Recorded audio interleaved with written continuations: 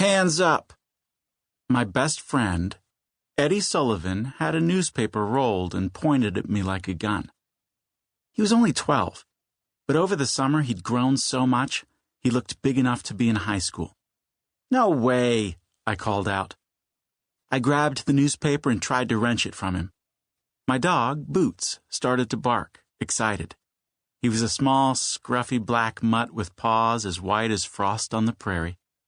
"Surrender, you little commie," Eddie said, "and I might let you live." "I'm not a communist." Eddie pretended to shoot me with the newspaper. I fell down laughing. "Stalin's dead." "But the Soviet Union is not giving up. I'm not going to let you take over the world." We were standing on a mountain of newspapers. To our right, a glass bottle hill glowed brown and green in the sunlight. A bit farther on loomed a pile of tin cans, 10 feet tall, with the labels burned off so that the metal sparkled like the silver on a sheriff's star. Eddie grabbed one of my shoes and started to pull. I was laughing so hard I could barely swat him away. "Help, Boots!" My dog jumped into the fray, nipping at Eddie's ankles.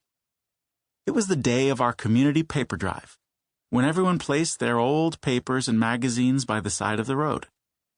Eddie and I had spent all morning following the collection truck, watching his father swing the piles onto the truck bed. After lunch, we followed the truck on our bikes to the scrapyard. The truck would be driven onto a big scale, and the homeowners association would receive a certain amount of money for every pound of paper that had been collected. While we were waiting for our turn on the scale, Eddie and I climbed onto our truck and started poking around. "You dirty cum!" Eddie's voice cracked so high he sounded like my little sister. He cleared his throat. "You dirty commie," he said, his voice now deep like his father's.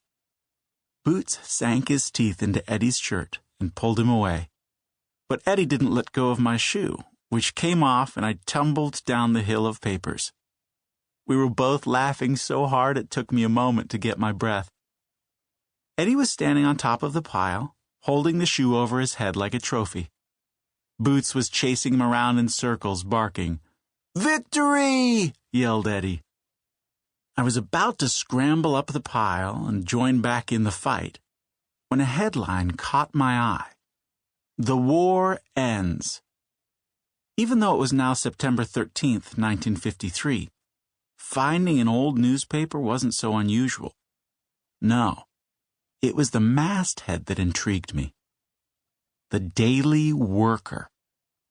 "Eddie," I called, "come quick." Eddie slid down the hill, loose papers flying around him. "What is it, Tommy?" I held the paper out to him. The Daily Worker was a communist newspaper. I knew that from the movies, and I'd found a copy lying right beside my shoeless foot. A commie newspaper. Eddie's eyes were wide, his cheeks smudged with newsprint. "Do you know what this means?" I asked. "What?" "There's a communist in Downers Grove." That was the little town where we lived, just a commuter train ride from Chicago. Eddie gave me a look. "Just think about it," I said. "These papers all came from our neighborhood. That means one of our neighbors," I paused and lowered my voice, "must be a communist." Eddie looked around, as if he expected to see a Soviet spy parachuting down from the sky. If a Russian caught you, he'd torture you until you agreed to spy on the United States. Sure, it was bad that there was a communist in town, but it was a little bit exciting, too. Like when you hear about a fire. You hope no one is hurt and you feel bad if they lost all their belongings. But there's something so thrilling about seeing that fire truck go by with all the bells ringing. "Is this like the time you convinced everyone the old shack by the pond was haunted and it turned out there were just raccoons inside?" asked Eddie. "No," I protested. "This is proof." I waved the newspaper. Eddie's dad yelled at us to get off the truck then.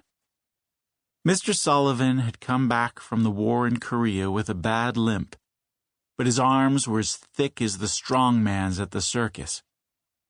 He always helped with the paper drive because no one could swing the stacks of paper onto the truck quite like him. I rolled up the paper I'd found and stuffed it into my back pocket. Eddie handed me my shoe, and I put it on.